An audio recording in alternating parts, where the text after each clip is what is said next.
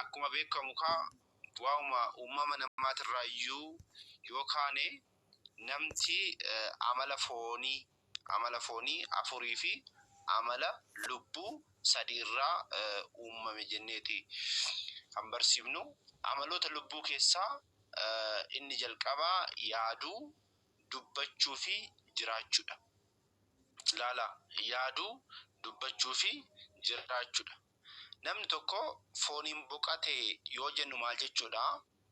Amalli foonii sunii fi amalli lubbuu gargara ba'ee jechuudha. Yookaan biyyoon foon biyyoorraa uumame biyyootti deebi'a jechuudha. Lubbuun immoo iddoo waaqayyoon ishee boqochiisetti deebiti jechuudha. Lubbuun deebistun immoo yaaduu, dubbachuu fi jiraachuu dandeessi jechuudha. Irra caalmatti sirii nuti kiristaanonni gaafa fooniin boqannu caalmatti yeroon itti waaqayyotti dhiyaannu. Caalmatti yeroon itti waaqayyotti dhiyaannee waaqayyoon itti galateeffannu akka ta'e kitaabni qulqulluun hin dubbata jechuudha. Makbiib yookiin macaafa lallabaa boqonnaa 12 irratti maal jedha? Biyyoonis gara biyyootti osoo hin deebi'in jedha. Lubbuunis gara dhufteetti osoo hin deebi'in of eeggannoodhaan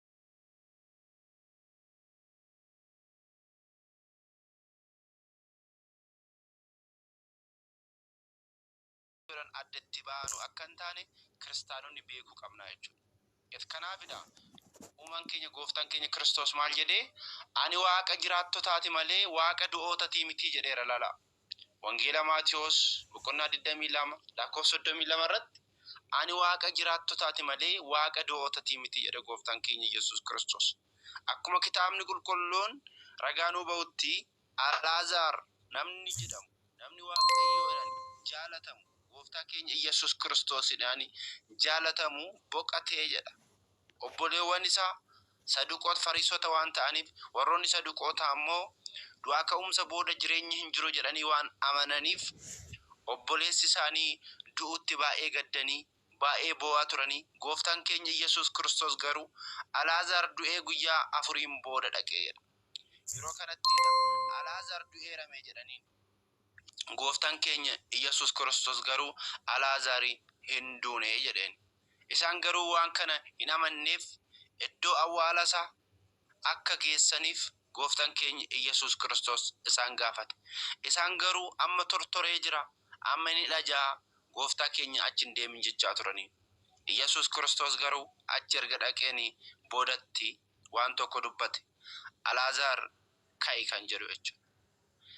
Isa dursa garuu kaakuu moofaa keessatti bara warroonni du'an sagalee waaqayyoo itti dhaga'an hin dhufa waan jedhameef raajii waan raawwatuuf gooftaan keenya Yesuus Kiristoos Alaazaarin du'aa kaase. Alaazaar biyya lafaa kana keessa jiraate waan sin ajaa'ibu gooftaan keenya Yesuus Kiristoos sirna kaakuu haarawaa gaafa guyyaa Kamisaallee kan raawwate mana nama Alaazaar jedhu kanatti jechuudha. Kanaaf nuti jiraattotaadha kiristaanota. Duunee warra hafnuu miti nuti. Abdii warra nuuf kennameedha, warra bilisa ba'eedha.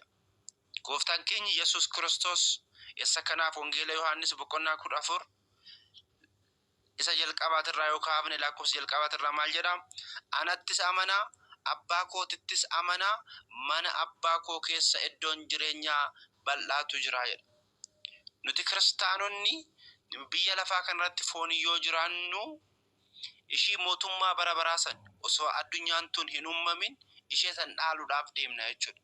Irra caalmatti yeroon itti waaqayyotti dhiyaannu, waaqayyoo keenya wajjin itti dubbannu, waaqayyoo keenya itti faarfannu, isaaf galata itti dhiyeessinuudha malee akka warroonni kuwwanii haasa'anitti warra tortoree hafuu miti nuti. Nuti irra caalmatti warroota Kiristoos gooftaa keenya Yesuus Kiristoosin fuuldura dhaabbanne halleluyaa galanni siif haa ta'u gooftaa maccaa jenne yeroon itti galateeffannu yeroo saniidha. Maatii waaqayyoo amma fedhii foonitiin jiraanna biyya lafaa kanarra hin daganna uumaa keenya. Yeroo san garuu fedhii lubbuu bichaadhaan jiraanna waan ta'eef yeroo lubbuu bichaadhaan jiraannu immoo waaqayyo keenya bichaadha. Galannis nyaannis dhugaatiin boqonnaanis galata waan ta'eef caalmatti sirii qulqulloonni yeroon itti nuu kadhatan yeroo waaqayyotti dhiyaatanii waaqayyo irraa deebii itti argatan akka ta'e kitaabni qulqulluun illee ragaa nuu ba'a jechuudha. Isa kanaaf himee bakka sadiitti qoonnee yookiin bakka afuritti qoonnee wajjin haa ilaallu kitaaba qulqulluu keessayyuu fuunee jechuudha. Innis maal jedha isinitti fakkaate aloota Kiristoosiin dura waggoota 1500 duratti Museen boqotee ture. Musee hundi keenyayyuu hin beekna. Uummata Israa'eliin biyya Gibxiitii baasee nama uummata kana wajjin gidiraa argaa nama ture. Nama Waaqayyoo nama ta'e. Nama dhaloota isaatirraa eegalee Waaqayyoodhaan nama filatameedha. Museen garuu boqotee jira. Eeliyaas namni jedhamu garuu Waaqayyoon fooniin isa fudhatee beera Hewaaniin jira. Warroonni kuniin akka ilaalcha warroota shakkitootatti yoo yaanne warri kun hin beekanii hin nagaanii badanii jiru jechuudha. Nuti garuu immoo jiraattota ta'uu isaanii wangeela Luqaas boqonnaa 9 lakkoofsa 29 irratti maal jedha isinitti fakkaate? Isaan kaniin lamaan Musee iddoo boqote, Eeliyaasii beera Hewaan warroonni jiraattota jedhaman akka Henook faanti iddoo jiranii isaan fuudhee gaara Taaboor irratti gooftaan keenya Iyyesuus Kiristoos warroota biyya lafaa jiran keessa immoo Phexros, Yohaannii fi Yaaqoobiin fuudhee yeroo isaan wajjin haasa'an jedha.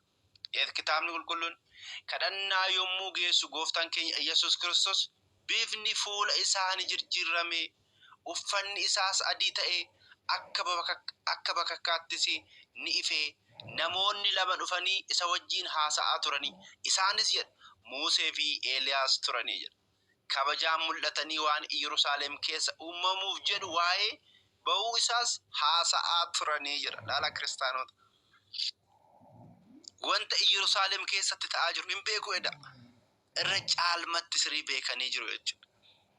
Museen iddoo jiru, Eeliyaasin iddoo jiru dhufeeti warroota fooniin jiran wajjin jechuudha. Yetkaakki qulqullicha Phexros, Yaaqoobii fi Yohaannis wajjin. Achitti gooftaan keenya Iyyesuus Kiristoos waaqummaasaa yeroo mul'isetti argamanii jiru jechuudha. Kuni ragaa kitaaba qulqulluuti jechuudha. Inni lammaffaan immoo yaa gooftaa dhugaa fi qulqulluu hanga yoomitti harka kee murtii irraa qabda? Haaloo dhiiga keenyas hanga yoomitti kan jedhan wareegamtoonni immoo yeroon isaanitti Waaqayyo sirii itti gaafatan. Mul'ata Yohaannis boqonnaa 6 lakkoofsa 9 hanga 11tti dubbatamaati Waaqayyo. Nuti maqaa keetiif jennee wareegamneerra, dhiigni keenya dhangala'ee jira, arjummaan kee garuu baay'eedha. Namoota dhiiga keenya dhangalaasan irratti illee harki araarsummaa keetii dheeraadha jechuudhaan Waaqayyoon yeroo galateeffatanii arge jechuudhaan mul'ata Yohaannis irratti Yohaannis abbaan wangeelaawii odola bishaaniin marfamte keessa taa'ee raaja Waaqayyoon itti mul'iseen hafuura qulqulluudhaan guutame wanta fuuldurattis ta'u wanta yeroo san ta'u wanta darbes yeroo barreesse argineerra jechuudha. Laala wareegamtoonni jechuun warroota fooniin boqotanidha. Garuu isaan eenyu wajjin dubbatu? Mootii isaanii kan ta'e, uumaa isaanii kan ta'e, fayyisaa isaanii kan ta'e, jiraachisaa isaanii kan ta'e Waaqayyo wajjin dubbatu. Kuni abdii nuuf hin horree maatii Waaqayyo. Kanaafidha nuti jiraattotaadha malee du'ootaa miti. Nuti ijoollee mootichaati maatii Waaqayyo. Isa sadaffaa irratti immoo gooftaan keenya fayyisaan keenya Iyyesuus Kiristoos fakkeenya fudhatee waa'ee namoota sadii haasa'aa tureera. Isas wangeela Luqaas boqonnaa 16 lakkoofsa 19 irratti argachuu dandeessu maatii Waaqayyo. Abrahaamin beekama. Abrahaam jechuun nama waadaan isaaf seenname, nama Waaqayyoodhaan jaalatamu, nama Waaqayyoodhaan filatame. Abrahaam maatii isaa gatee Waaqayyo isaa wajjin amantiidhaan nama ba'eedha. Abrahaam haadha manaasaa qofa Saaraa fudhatee nama ba'eedha. Abrahaam haadha manaasaa waan jaalatuuf wanti haati manaasaa jettu dhaga'ee Aggaar kan jedhamtu hojjettuu isaa bira dhaqee waan waadaa Waaqayyoon seeneef sani nama dhiisedha. Abrahaamin kufas hin kaas. Abrahaam nama Waaqayyooti. Sillaasee mana isaatitti argamanii mana isaa eebbisanii jiru. Abrahaam nama kabajamaadha. Abrahaam ka maal jedha kitaabni qulqulluun? Biyya lafaa kanarraa namoota lamantu jiraatanii turanii jedhu. Nawee kan jedhamu nama qabeenya qabu dureessa nama ta'ee fi Alaazaar nama jedhamu nama hiyyeessa turedha jedha. Wangeela Luqaas boqonnaa 16 lakkoofsa 19 irratti ni dubbifattu maatii Waaqayyo. Gooftaan keenya Yesuus Kiristoos mata duree kana fudhatee wanti inni barsiisuu barbaade maal isinitti fakkaate? Warroonni boqotanii fi warroonni fooniin jiran hariiroo akka qaban argisiisuudhaaf gooftaan keenya Yesuus Kiristoos kana dubbateera. Inni lammaffaan immoo yeroo biyya lafaa kana keessa jiraannu abdiin keenya biyya lafaa kana akka hin taane, abdii samii akka ta'u ilaalaa. Nawee namni jedhamu nama qabeenya qabuudha, nama dureessaadha. Waaqayyoon dagatee garuu foon isaa bichaa nama dureesse, nama furdisaa nama turedha. Alaazaar namni jedhamu immoo hiyyeessa nama ture. Waaqayyoo yaadachaa nama jiraachaa ture garuu saallachuuyyuu hin boqotanii jedha. Alaazaar biyya lafaa irratti gidiraa argaa, Waaqayyoo isaa yaadachaa, Waaqayyoo isaa galateeffachaa inni jiraate kun jedha Abrahaam cinaa taa'ee jedha. Abrahaam cinaa. Nawee namni jedhame immoo biyya lafaa kana irratti namni of tuulummaadhaan jiraachaa ture. Ani qabeenyan qaba jechaa namni ture. Ibidda keessa seenee jedha. Yeroo kanaadha inni ibidda keessatti yeroo gubatutti ol jedhee yoo laalu Alaazaar maal cinaatti arge jedha? Abrahaam cinaatti arge jedha. Laala maatii Waaqayyo. Abrahaam cinaatti arge. Har'a nuti Waaqa Abrahaam, Waaqa Isaaq, Waaqa Yaaqoob jenna. Ani immoo Waaqa jiraattotaati nuun jedhe gooftaan keenya Yesuus Kiristoos. Agartanii miti? Yeroo kana laka yaa Abrahaam jedheet Abrahaamin kadhate. Alaazaarin si bira jiru sana naaf ergitoo obboleewwan koo akka barsiisuuf wantani ani keessa jiru kan, ibiddani ani keessa jiru kan, gadadoo ani keessa jiru kan arge obboleewwan kootitti hime, obboleewwan kootillee akka gaabbii galaniif, akka deebi'aniif. Booda Abrahaam maal jedhee isinitti fakkaate maatii Waaqayyo? Isaaf immaa obboleewwan keetiif immaa Musee fi kitaabni hin jiruufi jedhe. Kun maal nu barsiisa ree maatii Waaqayyo? Du'aan boodallee, du'a foonitiin boodallee jiraattota akka taanedha. Kanaaf qulqulloonni nuuf Waaqayyoodhaan walitti akka nu araarsan, jiraattota akka ta'an kitaabni qulqulloonni ragaa nuu ba'a jechuudha. Nuti kanaafidha. Qulqulloonni warri foon hin jiranis, warri foon hin jirres nuu kadhatu wanti jennuuf isa kanaadha. Inni biraa immoo qulqullichi Phexros akkana jedhe, erga inni du'ee booda amantootaaf akka kadhatu ibsuusaa akkana jechuun dubbate. Laala. Akkuma gooftaan keenya fayyisaan keenya Yesuus Kiristoos jedha nutti argisiisetti jiruu keenya isa biyya lafaa kanarraa akka dafee gargara ba'u nan beekaa jedha. Wantoota kana yeroo hundaa yaaduu akka dandeessaniif nan tattaafadhaa jedha. Laala. Lammaffaa Phexros boqonnaa 1 lakkoofsa 13 hanga 15tti nan deema biyya lafaa kanarraa garuu jedhe isin akka cimtaniif, isin akka dhaabbattaniif, akka sirriitti amantii keessaniin cimtaniif yaaduun akka dandeessaniif nan tattaafadhaa jedhe. Isiniifan kadhadha jechuusaati. Qulqullichi Phexros akkana jedhee dubbata maatii Waaqayyo. Kanaaf nuti kiristaanonni jiraattotaadha malee du'ootaa miti jennee amanna jechuudha. Inni biraa macaafa Henook boqonnaa 12 lakkoofsa 33 irratti akkana jedha. Ji'oota sanittis kadhannaan jaalatamtoota koo qulqulloonni kadhannaan isaanii gara samiitti ol ba'ee warri addunyaa kana irra daban ajjeefaman dhiigni isaanii Waaqa ergamootaa duratti ni jaalatame jedha. Ji'oota kana keessa qulqulloonni samiitti jiraatan sagalee tokko ta'anii wal ta'anii ni galateeffatu jedha. Laala. Wal ta'anii ni galateeffatu. Ilma namaaf illee dhugumaanii ni kadhatu. Uumaa isaanii ni galateeffatu jechuudhaan macaafa Henook boqonnaa 12 lakkoofsa 33 irratti dubbata. artanii miti maatii waaqayyoo ilma namaafillee dhugumaan ni kadhatu uumaa isaanillee maal godhu ni galateeffatu. Kana caala maaltu raree maatii waaqayyoo kitaabni qulqulluun akkanatti nuuf ibsa. Kanaaf nuti jiraattotaadha wanti jennuuf kanaaf jechuudha. Kanaaf iyyuu maatii waaqayyoo walumaa galatti barumsa mana amantaa ortodoksii adda baafnee beekuu qabna. Yeroo ammaa barumsa mana amantaa ortodoksii fakkaatanii keessi isaa garuu summii kan qabu barumsi adda addaa facaafamaa jira. Miidiyuma kanarratti illee argaa jirra. Kana maddi isaa eessaa? Mana kiristaanatirraa maddee mana kiristaanatu barsiisaa. Manni kiristaanaa waan kamiyyuu ol kana amannee fudhachuu qabna. Kitaaba qulqulluullee kan nuuf qopheesse mana kiristaanadha. Mana kiristaanaa keenya dhaga'uu qabna. Sagalee ishee beekuu qabna. Ishee hubachuu qabna. Isheen harmee keenyadha. Isheen haadha keenyadha. Kanaafidha kitaabni qulqulluun yaa ilma koo abbaa kee dhaga'i haadha keetillee dhaga'i wanti jedhame. Nuti manni kiristaanaa harmee keenyadha. Haadha keenyadha jenna. Wanti manni kiristaanaa jettu immoo dhaga'uun kiristaanota hundarraa eegama jechuudha maatii waaqayyoo.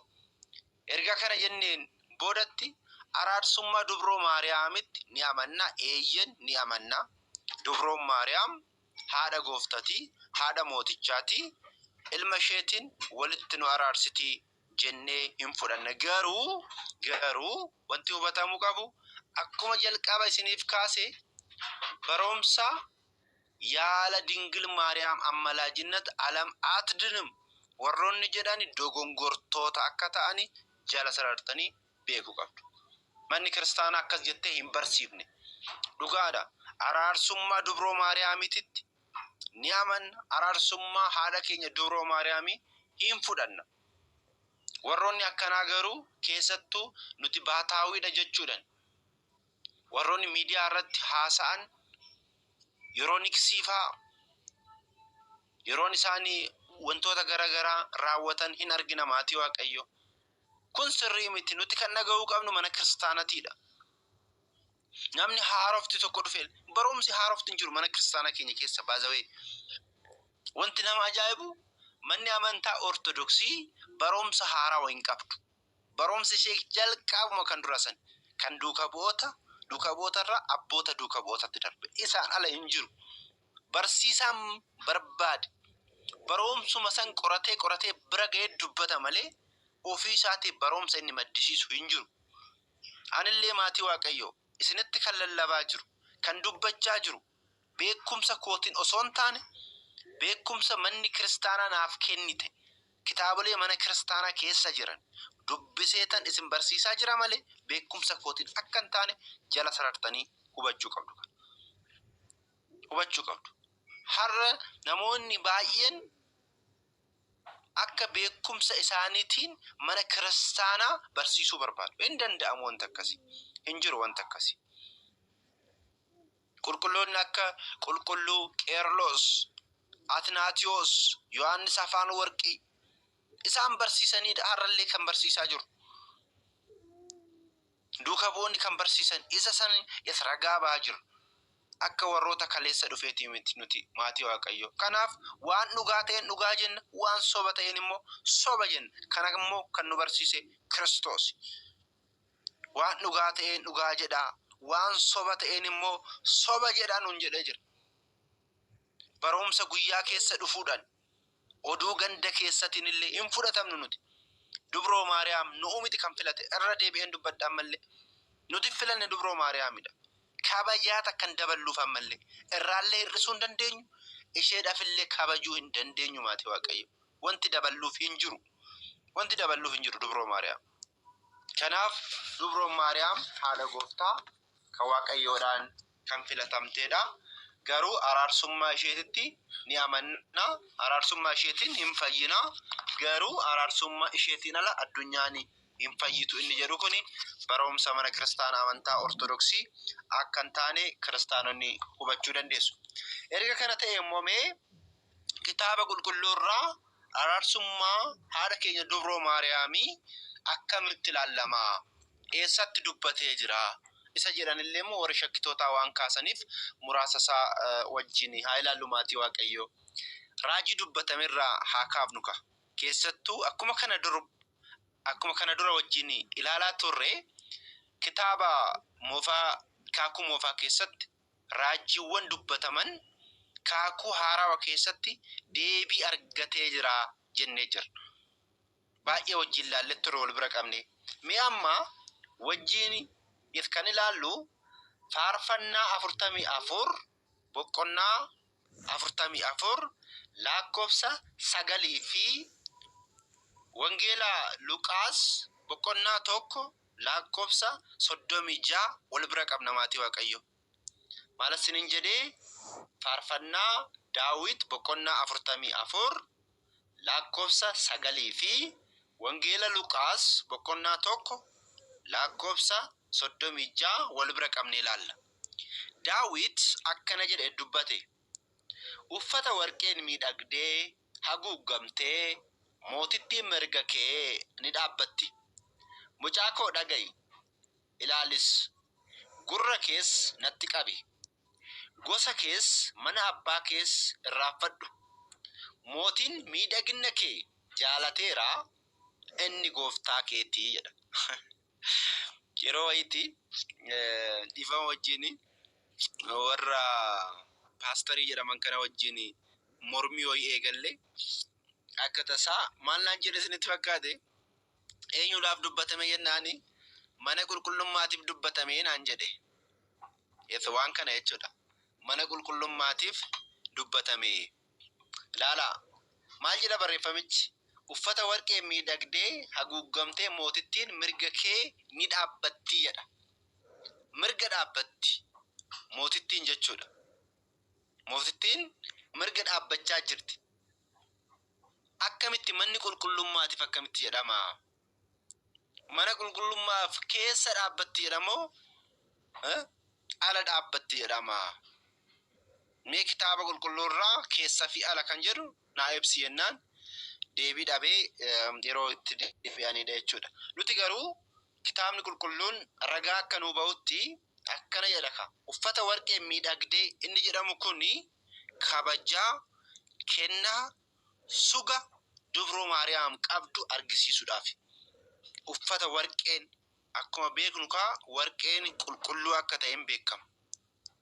Warqeen amalummaan jechuudha warqiin.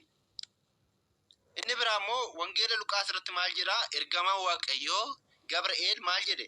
Yaa Maariyaamii Waaqayyo fuulduratti suura argatteertaa hin sodaatin jedhe. Waaqayyo fuulduratti maal jetteerta? Laala. Daawit maal jedhe? Uffata warqee miidhagdee haguugamtee mootittiin mirga kee ni dhaabbatti jedhe. Mirga eenyu dhaabbatti? Mirga Waaqayyoo. Daawit immoo isa jedhe kana immoo Gabri'eel maal jedhe riike? Yaa Maariyaamii Waaqayyo fuulduratti suga argatteertaa. Makabajaa kun suura argatteertaa hin sodaatin jedhe. Kabajaa misraachoo itti himeera jechuudha. Suura kan jedhu hiikni isaa kabajaa dhagaamuu fi araarsituu ta'uu bakka bu'a jechuudha. Waaqayyo bira hin dhaabata. Inni jedhamu Waaqayyoodhaaf akkas hin jedhamu. Hin dhaabata jechuun hin kadhataa jechuudha. Hin kadhataa jechuudha. Kanaaf haati keenya dubroo Maariyaam ammam Waaqayyo biratti kabajamtuu akka taate wangeela Luqaas irratti nuuf ibseera.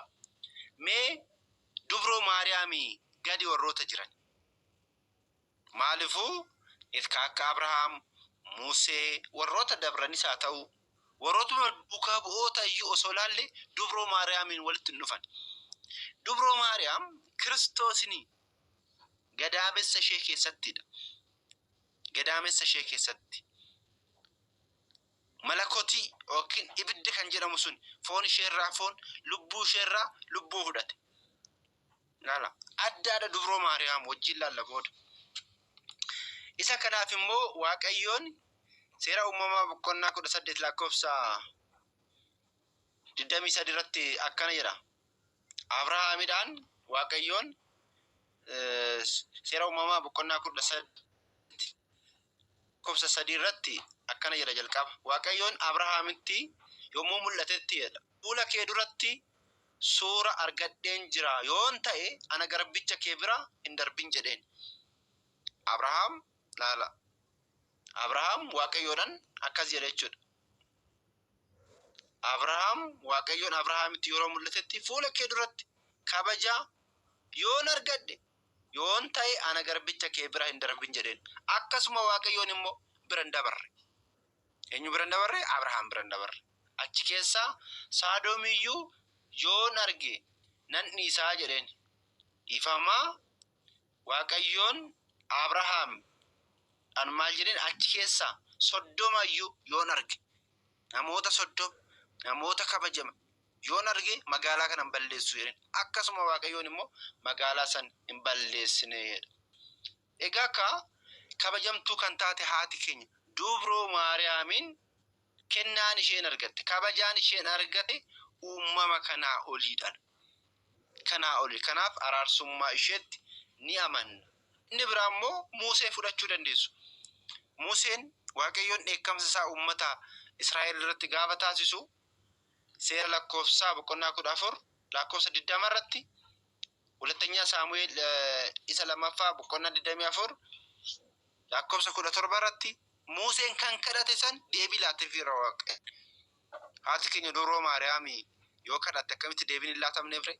Mee ol bira qabaa laala qaamaatii Waaqayyo.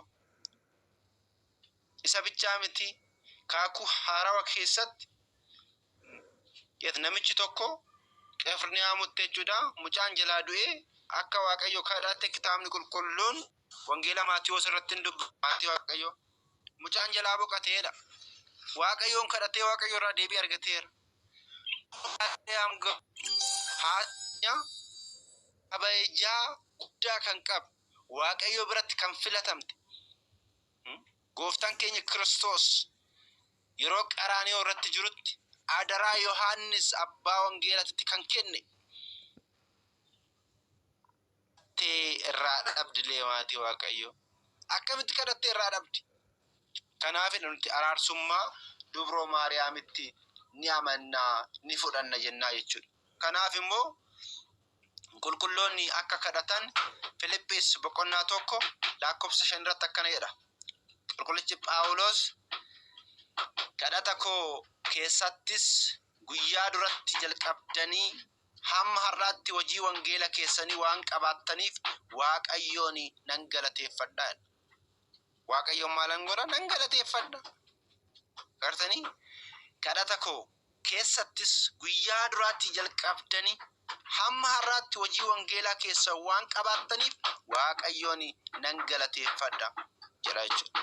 Kanaaf Dubroo Maariyaam haati keenya araarsummaa isheetti ni amannaa jechuudha. Wangeela Yohaannis boqonnaa 2 irratti illee gooftaan keenya yeroo jalqabaate raajiin jalqaba itti raawwateedha kitaabni qulqulluun. Raajiin jalqabaa gooftaan keenya Yesuus Kiristoos itti raawwate mana cidhaa Qaanaa Zagaliilaa jedhamuttis namichi kuni waamicha inni taasises gooftaa keenyaafis taasiseera. Dubroo Maariyaamiif taasiseera. Duuka bu'ootaafis taasiseera. Dubroo Maariyaam gooftaan keenya Yesuus Kiristoos jirutti immoo ergamoonni Waaqayyoo hin jiru. Yeroo kanatti jedha. Yeroo kanatti warri hamaamotaan dhufanii warri cidhaa dhufanii wanti qophaa'e sun hin kenname garuu hin dhumate jedha. Yeroo hin dhumate. Dubroo Maariyaam garuu dhiphachuu isaanii argite dursitee mucaa ishee bira ilma ishee bira ofiif akkana godhaan jenne hin beekti. Dubroo Maariyaam intala mana qulqullummaa keessatti umrii 3tti galtee waggaa 12 mana qulqullummaa keessa jiraattedha Dubroo Maariyaam. Qulqullina isheetiin beekumsa isheetiin Dubroo Maariyaamitti kan madaalu akka jirren dubbatu abboonni. Keessattuu iyyuu kitaabolee kitaaba Isaayyaas dubbisaatoo akka turte abboonni hin barsiisu jechuudha.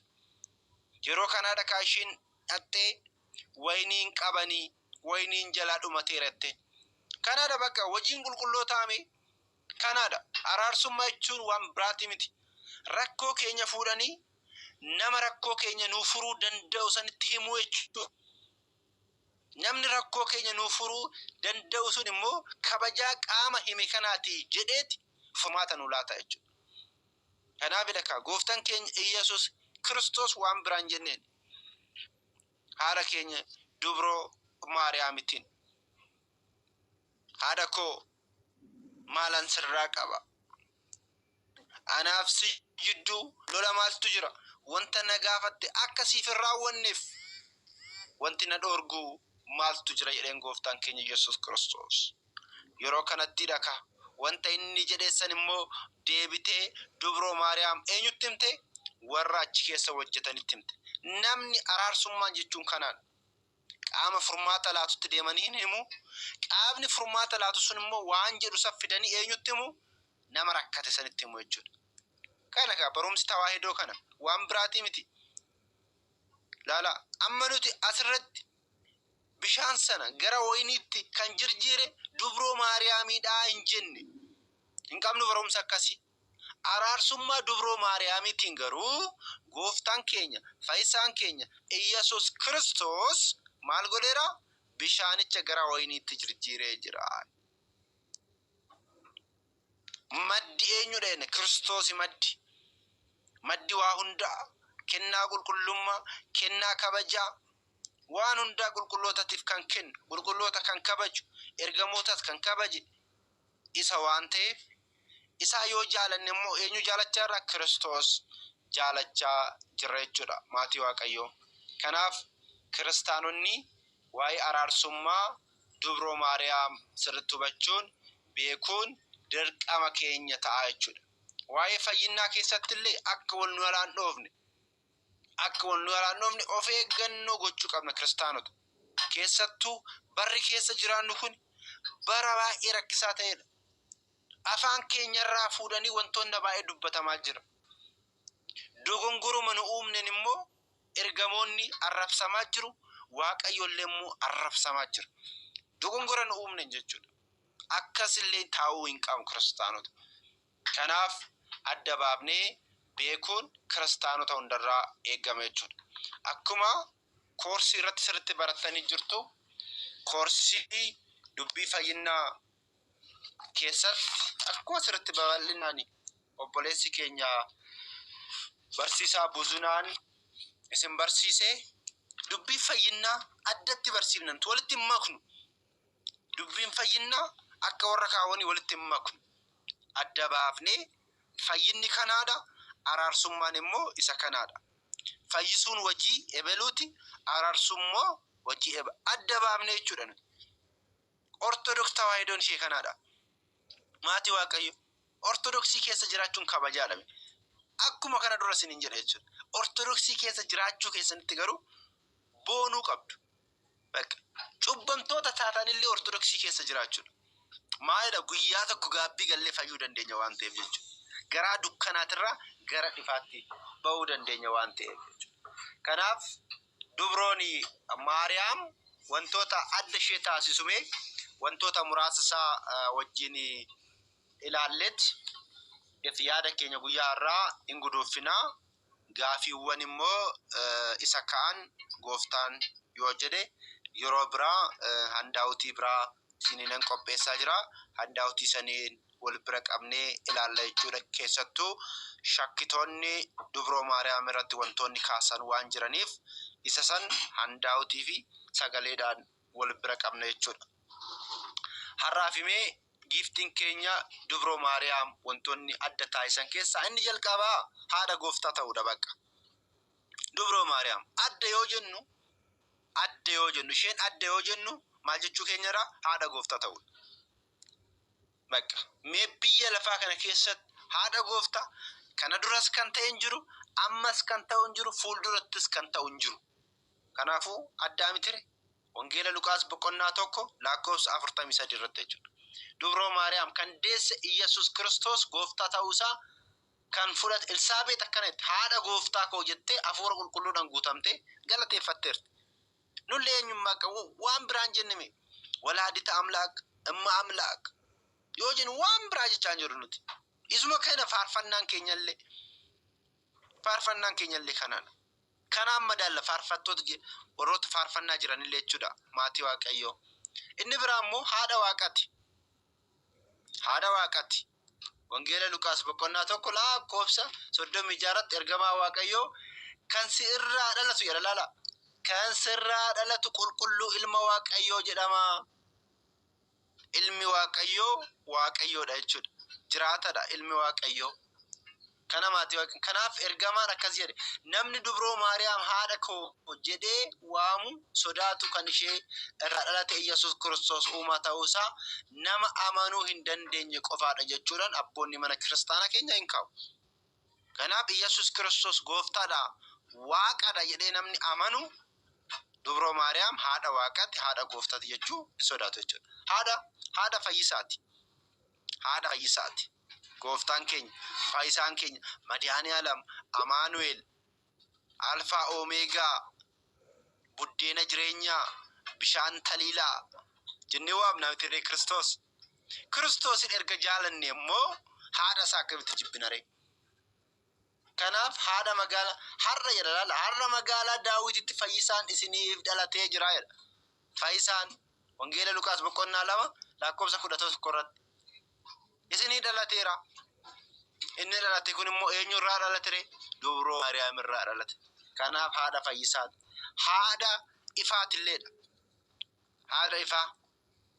Imma birhaan jennaa miti imma birhaan. Ifti ilmaan namaa eenyudha? Waaqayyoodha. Yookiin Waaqadha. Gooftaan keenya Iyesuus Kiristoos ifa ta'uusaa immoo Wangeela Yohaannis boqonnaa 8 lakkoofsa 12 irratti dubbateera maatii Waaqayyoo.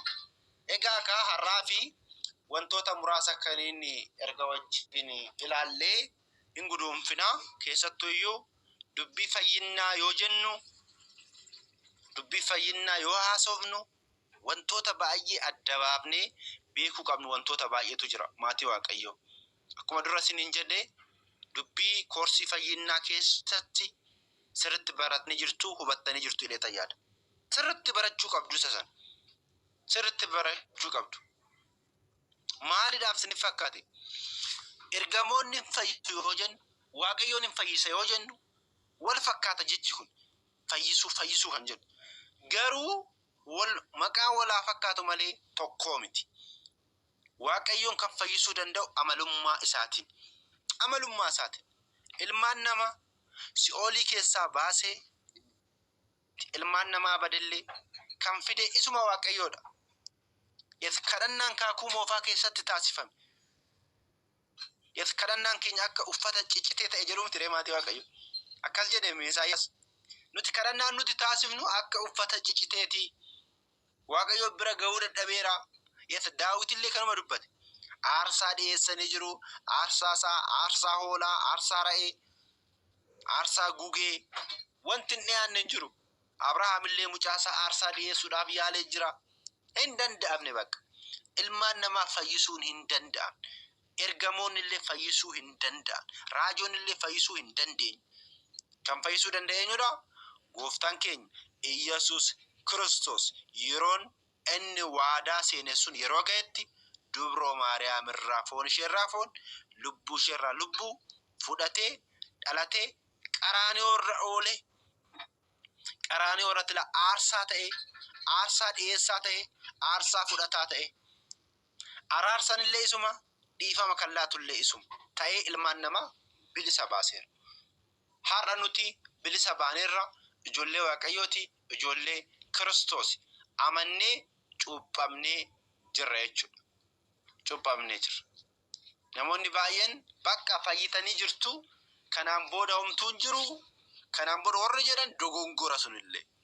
Dogongora. Isa sana dubbii fayyinaa keessatti wajjin ilaaltu jedhee tallaa yaada. Isa keessa hin seenu. Achirratti gaaffii yoo isin hin galle barsiisaa Buzunaa wajjin haasa'uu hin dandeessu. Wal yaadachiisuudhaaf nuti kiristaanonni warri bilisa baanee warri cuuphamnee jirru amanneerra. Amannee immoo cuuphamneerra. Cuuphamnee immoo dhiigaa fi foon gooftaa fudhannee qaama isaa taanee jirra. Sanaan booda immoo jireenya kiristaanummaatiin amantiidhaan cimnee hin dhaabbanna. Guyyaa guyyaadhaan hojii gaarii nuti hojjennu wantoonni nuti hojjennu ammallee hojii keenyaan fayyina akka hin jenne maatii Waaqayyo har'allee wanta nurraa eegamu raawwanna garuu arjummaa Waaqayyo itti dabalamee fayyina jechaa jirra malee addunyaa kanarra namni qulqulluun hin jiru. Qulqullichi Phaawulos namni ani qulqulluudha jedhu yeroo dubbate sanattuu cubbamaadha jedha. Yeroo dubbatettu Waaqayyo ala amalummaadhaan qulqulluu kan ta'e hin jiru. Nuti kiristaanonni kanaafidha. Yeroo baay'ee gara mana kiristaanaa deemnee wanti sagannuuf kanaafidha. Gooftaan keenya Iyesuus Kiristoos maal jedha isinitti fakkaate mul'ata Yohaannis boqonnaa 22 lakkoofsa 12 irratti dafeetuma dhufa jedha. Tokko namaaf akkuma hojii isaa laachuudhaaf gatiin nama hundaa of harkaan qaba. Laala gooftaan keenya Iyesuus Kiristoos hin dhufa gaafa jennu maaliidhaaf dhufa? Jalqaba fannifamuudhaaf dhufe, reebamuudhaaf dhufe, rukutamuudhaaf dhufe, duudhaaf dhufe, du'a moo'emmoo ka'uudhaaf dhufe. Jalqaba amma garuu saniifi miti Kiristoos kan dhufu maatii Waaqayyo. Amma tokko keenyaaf gatii nu laachuudhaaf. Kanaaf kiristaanota cimnee dhaabbachuun kiristaana hundarraayyuu eegamu. Ani kiristaana yoo jennu sagalee Waaqayyootiin. Kanaafidha hojii afuuraa hojjechuun hojii afuuraatiin immoo guddachaa deemuun. Kanaafidha gooftaan keenya Yesuus Kiristoos yeroo dhufutti wanti nu gaafatu keessa beela'ee naasne dhoobadhee osoo jiruu baasne ana nuffadde osoo jiruu nan uffifne nan gaafanne keessummaa ta'ee osoo jiruu nan simanne hidhamee osoo jiruu dhala nan daawwanne jechuudhaan gaafii kana nu gaafata maatii Waaqayyo.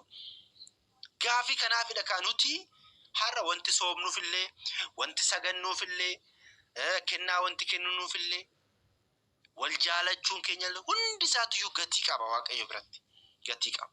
Waaqayyoon immoo gatii kana laaletti deddeebi'uu keenya kana laaletti dhiifama nu godha. Maal jedha isinitti fakkaate? Uumaan keenya Kiristoos akkana jedhe ilaalaa. Abbaan tokko jedha mucaan isaa qurxummii gaafatee bofa kan kennuuf hin jiraayii jedha. Daabboo gaafatee dhagaa kan kennuuf hin jiraayii jedha. Isini warri foon uffattanii ammana kan walii yaaddan jedha. Ani immoo abbaan keessanii inni samii kana caalaa isiniif hin yaaduyii jedha gooftaan keenya Yesuus Kiristoos galanni isaaf haa ta'uuti. Ilaala yaa maatii Waaqayyoo. Nama hin gammachiisu sagaleen kun. Ammallee immoo gooftaan keenya Yesuus Kiristoos akkana hin jennee maa? Balbala rukutaa isiniifan banaa. Kadhadhaa isiniifan dhagaa hin jenne moo jedheera. Kanaafidha ka guyyaa guyyaadhaan kadhannaa asifnu. Manni amantaa Ortodoksii sa'a 3, sa'a 6, sa'a 9 sa'aatiiwwan adda qooddee wanti taasiftummaadha. Sa'aatii san keessatti cubbuu raawwannuudhaaf isa yoo kadhanne ni qulqulloofna. Qulqullaawaa deemna jechuudha. Ortodoksiin akkasiidha barumsi ishee malee warra of tuulummaadhaan deddeebi'anii al tokko fayyineerraa kana booda cubbuullee raawwannu gannat keessatti iddoo wayii jirti malee barumsi akkasiin jiru nu bira. Dhugaadha kennaa adda addaan qabna. Kennaa keenya hin beekna. Kanaaf kiristaanotaa koorsii isa kana har'aaf hin xumurraa isa waan lama bichaa wajjin ilaalle kaaniti isa dhaabna. Inni jalqaba Ibroota boqonnaa 3 lakkoofsa 14 irratti akkana jedha. Amantaa keenya isa jalqabaa hanga dhumaatti jabeessinee eegnan hirmaattota gooftaa keenya Yesuus Kiristoos taanee jirra jedha. Laala kiristaanota araarsummaan qulqullootatillee yoo karaarra jiraannedha. Yoo karaarra jiraanne immoo banneerra karaarra. Hariiroon qabnu kaasaa wajjin. Ortodoksummaa jechuun hariiroo samii, hariiroo biyya lafaa jechuudha walumaa galatti. Nuti warri foon hin jiru biyya lafaarra jirra, warri samiirra jiran jiru Waaqayyoon jira jechuudha. Hariiroo kana keessaa ba'an maatummaan yookiin walitti dhufeenyi keenya ergamoota wajjin qabnu waan jiguufi kadhannus ergamaan Mikaa'el illee nun dhaga'u. Waaqayyoon yoon beekne jechuudha. Cubbamaa taanetii miti. Cubbamaa taaniti miti. Laala maatii Waaqayyoo. Waaqayyoo yoon beekne ergamoota illee hin beeknu. Waaqayyoo yoon beekne haadha keenya dubroo Maariyaamitti illee hin beeknu jechuudha. Ammallee mul'ata Yohaannis irratti maal jedhaa? Mo'ata isa hojkoo hanga dhumaatti eegatee hojjetuufis ani immoo akkuma abbaa koo irraa fudheen saboota hundumaa irratti aangoo itti kenna. Innis ulee sibiilatiin isaan bulcha. Akka supheem isaan ni tumaa. Ammallee mul'ata Yohaannis irratti hanga du'aatti kan amanamte ta'i gonfoo jireenya bara baraa siif laadhaa. Hanga dhumaatitti dhaabbachuu barbaachisa. Hanga dhumaatitti cimnee dhaabbachuun kiristaanota hunda keenyatirraa eegama. Har'aaf koorsii dubbii Maariyaamii isa jedhu sanii hin xumurree guyyaan lama nu hafaa. Keessattuyyuu gaafiiwwan shakkitoonni kaasan gaafiiwwan baay'ee nu jiraniif gaafii san irratti wajjin ilaalla. Keessattuyyuu gaafiiwwan Yoosefiidhaan wal qabatee gaafiin ka'u jira. Isallee immoo wajjin ilaalla. Maaliif akkas jedhamee wantoota jedhamu tokko isaatiin wajjin ilaalla. Inni biraa immoo kitaaba raajii Maariyaamii isa jedhu tokko keessatti illee immoo wanti dubbatame jira. Isa sanillee immoo fuuneet wajjin ilaalla jechuudha. Maatii Waaqayyoo, Waaqayyoon abbaan jaalalaa, abbaan dhiifamaa, waan beekne kanaan immoo obboleewwan keenya barsiifnee ittiinis jiraannee mooticha kan ta'e uumaa keenya Kiristoos fuuldura dhaabbannee gonfoo bara baraa isa harkaa akka fudhannu mana isaa keessa immoo jiraannee gaabbii gallee dhiigaa fi foonsaa fudhannee ijoollee ortodoksii dhugaa taanee akka jiraannuuf akka sarootaa wal nyaannee osoo hin taane akka kiristaanotaa jireenya kiristaanotaan jiraannee wal jaalachaa akka jiraannu Waaqayyoon nu haa taasisu. Nageenyi Waaqayyoo isiniif haa ta'u. Maatii Waaqayyoo nagaan naaf oola.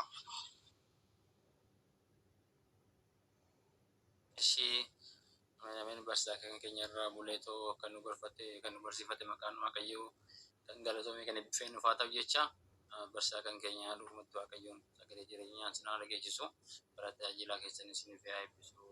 Mana isaa isiniif haa taasifatu. Mana isaa keessatti isin haa qusatu. Yeroo hundumaa mana isaa keessa nama deebi'ee tajaajilamu Waaqayyoon isin haa taasisu. Nus isa baranne kana nama fi 30 60 dhibba buusnee mana Waaqayyoo keessatti tajaajilamnu Waaqayyoon nu haa taasisu. Barsiisaa keenya dhugumatti jecha isiniif hin qabnu. Waaqayyoon isiniif sagaraa isin haa eebbisu nuuf eebbifamas ni jenna. Barsiisaa kan keenya rabbirraa irraa kaasaatu barsiisaa keenya nuuf eebbisaadha. Kuuwwan keessa warra jara jirtanis koomentiin nuuf eebbisaadha. Isin jenna maatii Waaqayyoo. Amin. Maqaa Waaqayyoo ol kan jedhe yaa ta'u waan godhe hundaafuu waan ta'e hundaafuu ulfina hunda Waaqayyoo naaf fudhatu. Obboleessa keenya isa dhokate mul'isanii iccitii isaa nu baasanii isa fagaate dhiyeessanii akka nu galutti nu barsiisanii jiranii dhuguma dhugaatti Waaqayyo sagalee jireenyaa sinaa dhageessisu. Ogummaa irratti ogummaa, umurii irratti umurii sinii dabalee mana isaa keessa sinaa tursiifatu. Bara jireenya keessanii tajaajila mana isaa bara dhufaati isaa mirga qulqullootaa fi dhaaltu mootummaa isaa inni sinaa taasifatu. Nuuf eebbifamaa jiraadhaa. Waaqayyo sin eebbiseera. Eebba irratti eebba sinii haa dabalu. Haati teenya qulqulleettiin atootni ishee sinirraa fi hunda keenya irraa bulu eebbifamaa ulfaadhaa.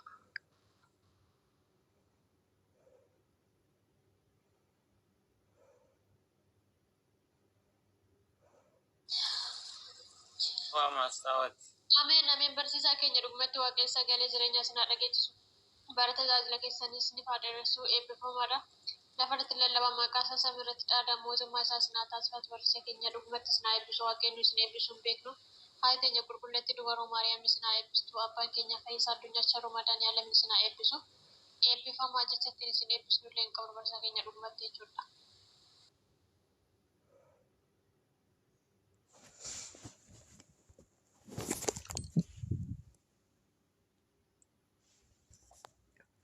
Amen. Barsiisaa keenya Waaqayyo sagalee jireenyaa sinaa dhageessisu bara jireenya keessan gooftaan sinaa eebbisu.